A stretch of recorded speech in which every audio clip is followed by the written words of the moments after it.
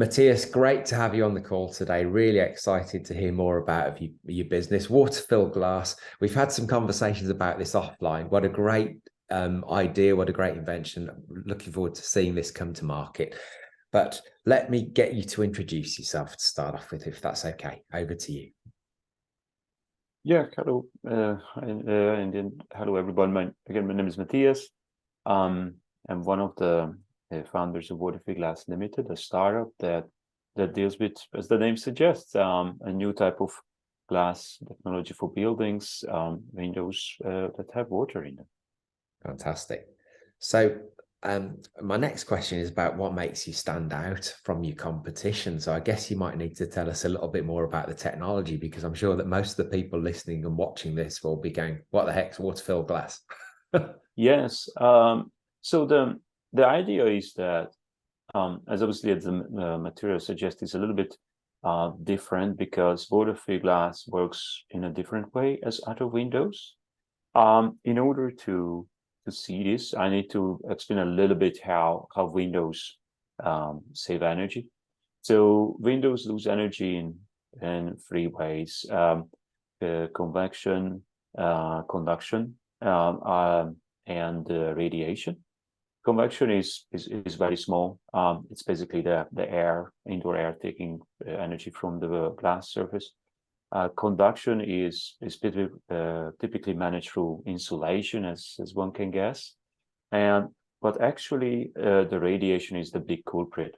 So when it comes to energy bills, the windows or curtain walls or skylights affecting your energy bill, it would typically radiation. About 2/3 of the energy bill coming from the glass is radiation. Obviously, that comes from the nature of the materials. Obviously, it's transparent, so a lot of radiation can come through, but also it's a thin material, so it's not really blocking anything.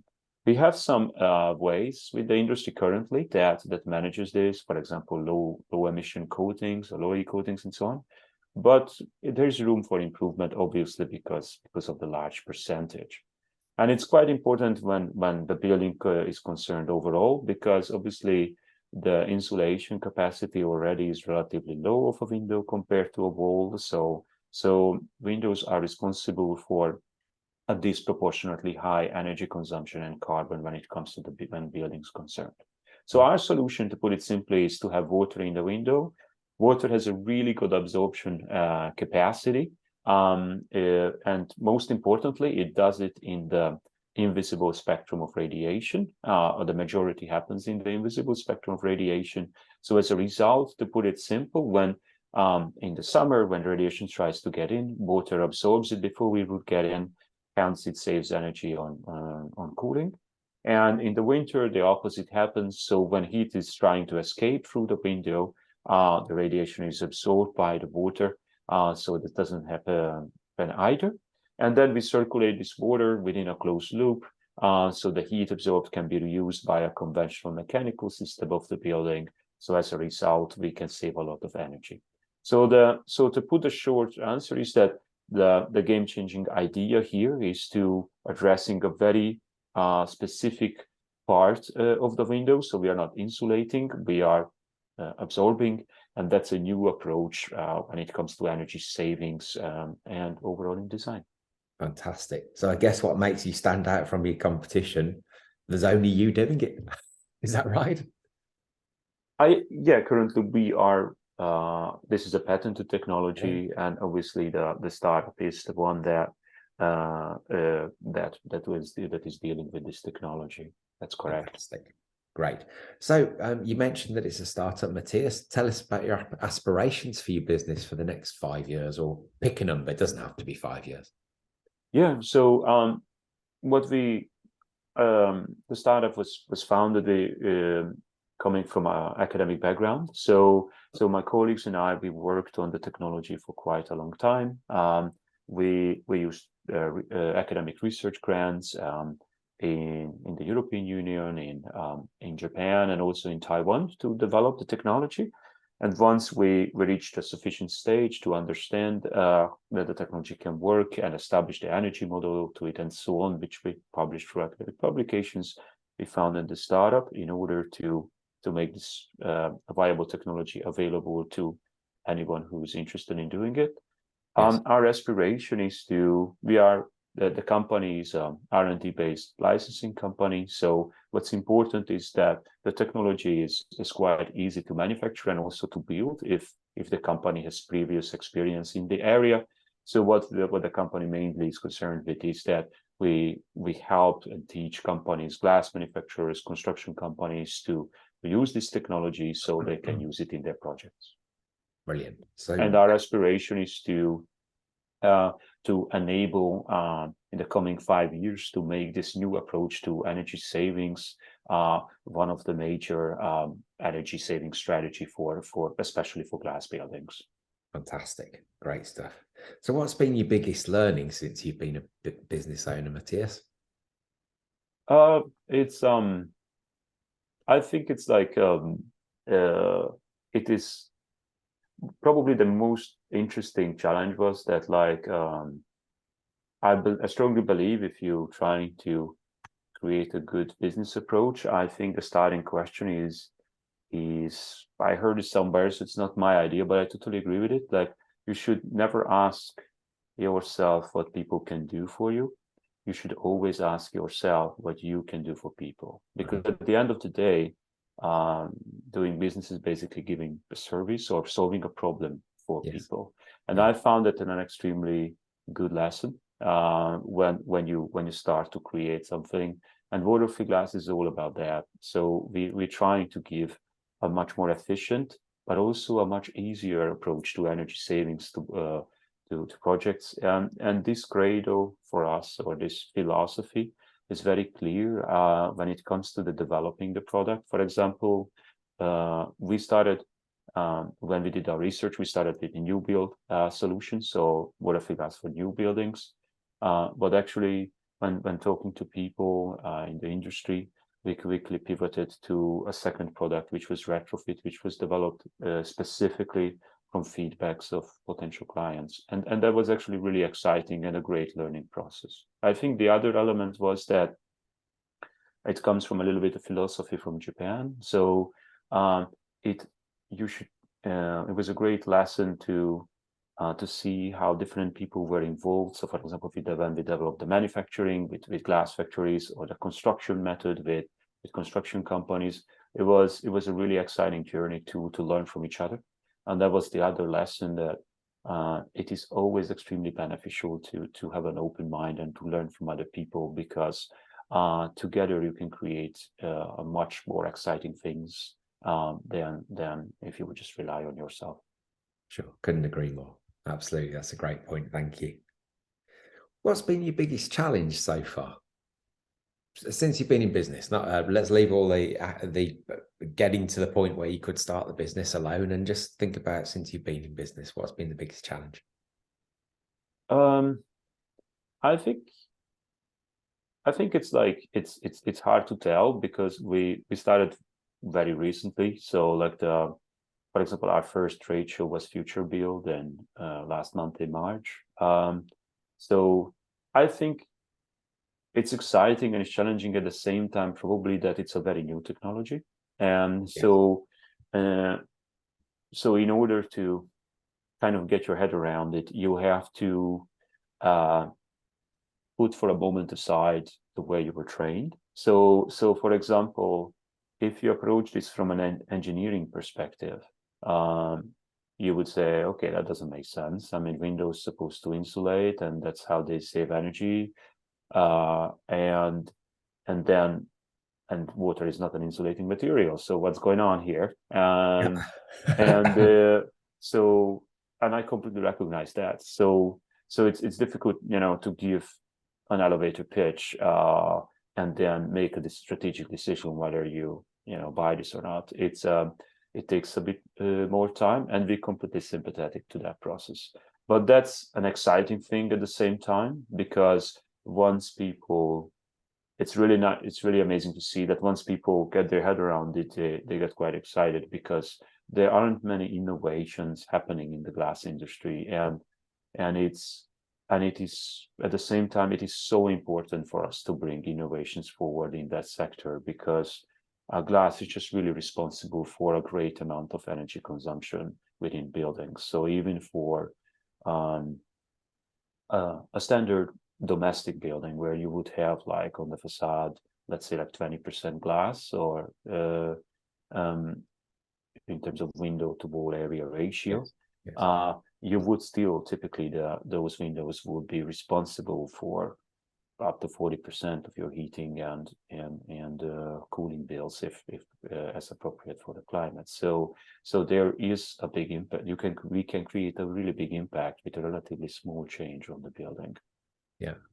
So the biggest challenge is to change people's paradigm, but like everything, with our biggest challenge comes our biggest opportunity, I guess. Precisely.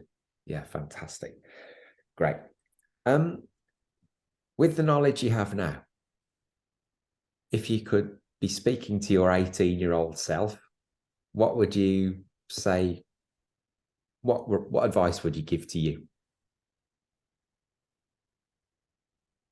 Ooh, okay. I think I would probably refer to the lessons that you asked before. So like on never always have an open mind to learn and ask, because the key for I think for a successful startup is to ask first what people need, and if Yes. you have the solution for that. I think that's extremely important. Another element would be is that that coming from a technical background, for example, in my case, it's often it's common, at least it was for my case, it's common to think that the technology equals the product or the service, and that efficiency numbers and measurements and performance already creates a product, and you don't have to think about business models, or it's less important. Yeah. And then the performance of the product, it's all what matters.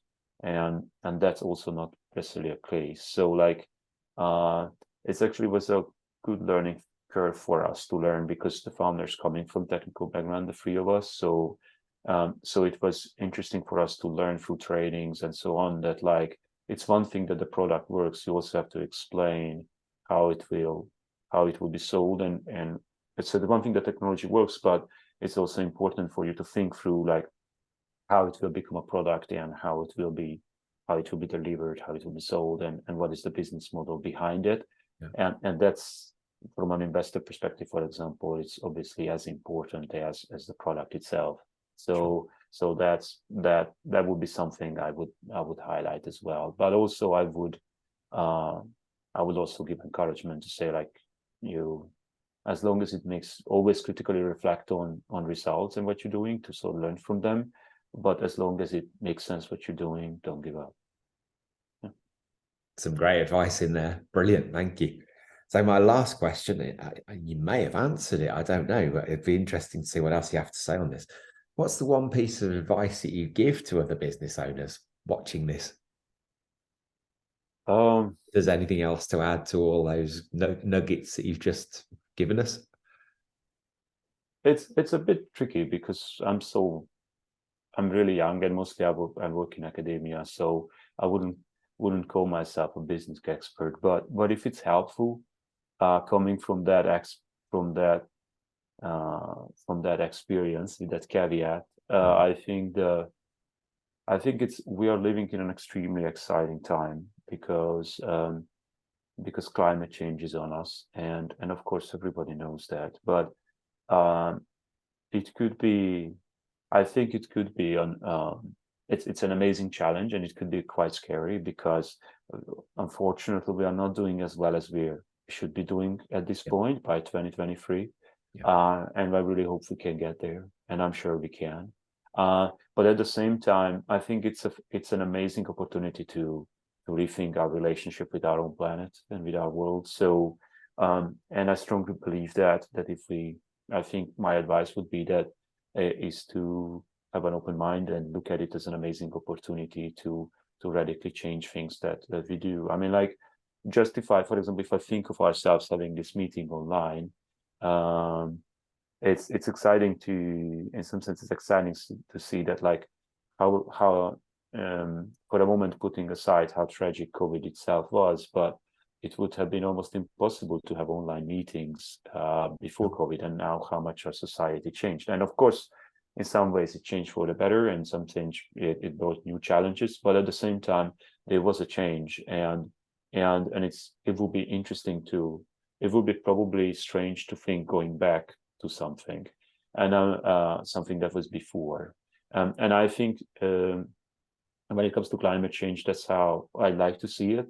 I'm hoping that, I don't know, hopefully by 2030 we get to a completely different economy when we look a little bit back to the pre-change era, that the way we think about business, about production, about operating built environment, it's going to, it would also look almost completely weird for us, because we radically can change and revolutionize our industry with the building industry, especially, but because it's responsible for about 40% of those emissions. So there is a great challenge in that, but I think it will also bring amazing opportunities. So, for example, if I only think of water-free glass, for example, it cuts a great deal of carbon, and it does it in a low embodied carbon way, which is fantastic. And that's why we want to spread it across the world through license agreements as soon as possible, so people have the opportunity to do it. But at the same time, it also gives a new type of performance, because, for example, you can have uncompromised views and daylight, because you don't, from thermal comfort or energy perspective, you don't need shadings anymore, because it just protects you perfectly. And that creates, for example, new opportunities in architecture, or the way we run buildings, and so on. And I think that I find that prospect was extremely exciting, almost as exciting as carbon itself.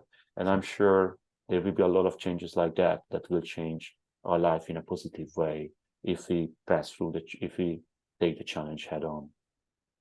Brilliant, thank you. So, some fantastic points in there, Matyas. Thank you for that. Thank you for sharing your brilliant product. I think it's fantastic. I mean, we've had long discussions around this outside this interview, and fascinated by it. So I'm really hoping that you can get the traction that you deserve to get for your product, and congratulations for coming up with it.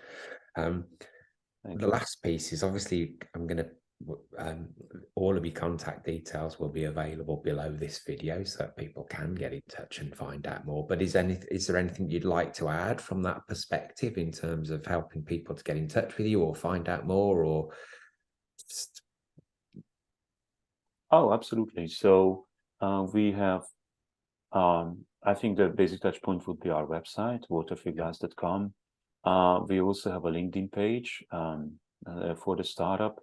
We always keep it up to date and put a lot of information there. So we even have a frequently asked questions sections where people can look at, and because, again, it takes some time to get your head around there. We always put our publications there too, academic publications as well as professional publications. So people can get a good overview about the technology.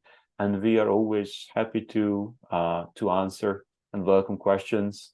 You may be a high school student or a developer. Feel free to reach out to us and ask any questions that we can help with, because we are always excited to engage about the topic and expand our network and give everyone the opportunity to try the technology and use it for their work if they want to. Fantastic. I wish you every success in your business. Thank you for sharing your insights with us today. And great to see you, Matyas. Great to see you. And thank you so much for the opportunity. And wish you all the best for everyone as well. When you're listening. Thank you.